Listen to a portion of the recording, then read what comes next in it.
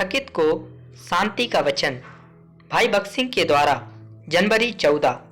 अपना बोझ यहोवा पर डाल दे। भजन संहिता 55 का 22 पद। जब शुरुआती दिनों में सुसमाचार का प्रचार किया जा रहा था, कुछ समय के लिए प्रभु ने कई आश्चर्य कार्य किए। प्रेरितों काम 6 अध्याय का 8 पद, 12 अध्याय का 11 पद, 13 अध्याय का 11 पद, 16 अध्याय का 26 पद और 19 अध्याय का 11 पद। लगभग 6 साल तक ऐसा ही चलता रहा। फिर अचानक गिरावट आई। बहुत से लोग तितर बितर हो गए और परमेश्वर के बहुत से सेवकों और विश्वासियों को बंदी गृह में डाल दिया गया और बांध दिया गया। कई लोगों ने देमास की तरह अपना पहला प्यार खो दिया। इसीलिए प्रेरित यूहन्ना थोड़े समय के लिए हैरान, निराश और मायूस हो गया। जब हम नया जन्म पाते हैं तो हम अलौकिक प्राणी या स्वर्गदूत नहीं बन जाते हैं, हम साधारण मनुष्य ही बने रहते हैं। ऐसे कई समय और दिन होते हैं जब हम निराशा और भ्रम से भरे होते हैं और यहाँ तक कि हताश भी होते हैं। लेकिन एक विश्वासी के लिए यह थोड़े समय के लिए ही होता है।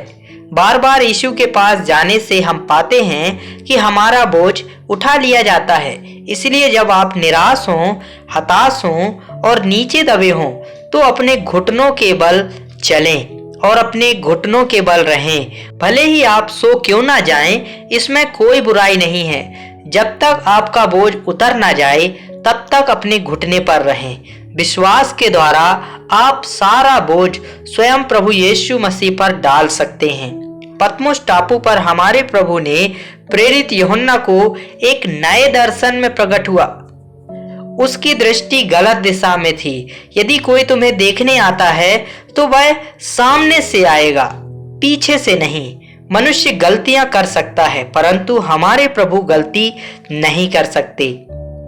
यूहन्ना पीछे मुड़ा और उसने प्रभु को देखा। वह गलत दिशा में देख रहा था। प्रभु ने कहा, यदि तुम मुझे देखना चाहते हो तो सही दिशा में देखो, पीछे फिरो और मुझे पूरी तरह से देखो। तब तुम्हारे सारे बोझ उठ जाएंगे और तुम्हारे सभी सवालों का पूरी तरह से उत्तर दिया जाएगा।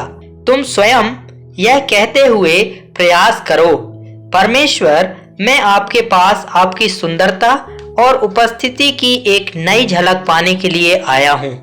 मेरा कोई अन्य अनुरोध, समस्या, कठिन प्रश्न या आवश्यकता नहीं है। मैं केवल आपको पूर्ण रूप से देखना चाहता हूँ। तब तुम अपना पूरा जीवन हर्ष और आनंद से भरा पाओगे और आप खुद को यह कहते हुए पाओगे, मैं पृथ्वी पर हूँ या स्वर्ग में। तुम अपने आप को ऊंचे स्थानों पर पाओगे। तुम सभी चीजों को एक नई रीति से देखोगे।